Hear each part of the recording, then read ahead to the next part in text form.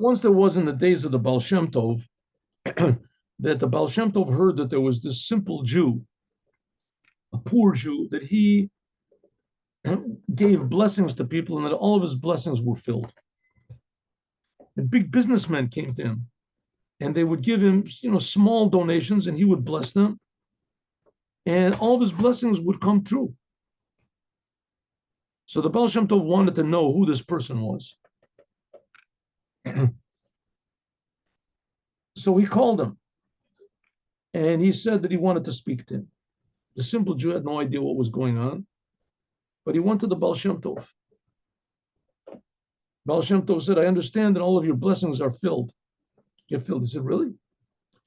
And he says, yes. He said, oh, now I understand why these people come to me. No, I get it. He said, Baal Shem, did you ever do something, who are you? So the Baal Shem Tov looked into this person's soul and he saw that he was a very, very simple person. He wasn't particularly devoted to prayer or to Torah or to commandments or to anything. It was just a simple, ordinary Jew. So he said, tell me, did you ever do anything in your life that was something special? No. He said, well, I see that you did something. Please think. So he said, okay. He said, maybe this was special, but I don't want to take any credit for it. So don't take credit. I'm telling you, just tell me what it was. He says, well, I'm a tailor and I had a partner. And we had a little shop and we did tailoring. Then someone came and told us that the king or the baron, whatever, he's making a big wedding for his daughter and that he wants someone to come and make garments, new garments for his whole family, about 100 people. And he's willing to pay top dollar. And he'll pay all of your expenses, he'll pay you, and he'll give you a nice, whatever his fee, just for trying. Go and try out. You guys are good tailors. So we did. We decided we're going to go on it. We go for it. So we traveled to the Baron's house, Baron's palace, massive palace, castle. And we went in and he gave us material. And, there were like another 100, who knows, 200 tailors that were there. And to each one of us, he gave one of his servants or whatever and said, make garments for him. One garment. So everyone worked. We worked, they worked. And we won. The king really liked what we did. So he had us make garments for him for the wedding, and he was tremendously pleased. The garments looked beautiful. And he kept us on, kept us there working. And, for after the wedding and for the parties after the wedding. And that's it. When it was finished, he already had the garments that he needed and there was no more parties, and he sent us, but he gave us a fortune of money, right? Let's say each one of us had, $100,000. So we're happy, we're walking along and we're coming back. We bought ourselves a nice carriage and we're driving, or we took a driver and, we stopped off somewhere and I heard from far away, I heard this wailing, crying sound. So I went to see what it was, and there was this Jewish lady sitting, the side of the road with a few children. And she said that her husband had just been taken into jail.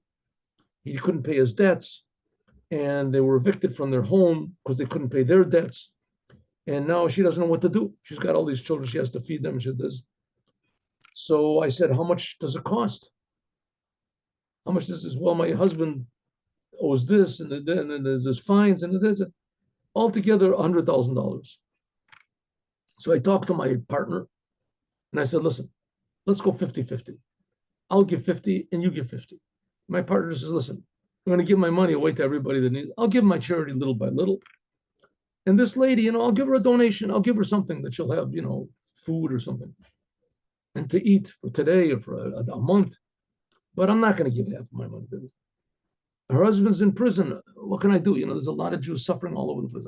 I have to take care of the whole world. I also have a family. This anyway. So whatever it is, my partner left. I thought about it.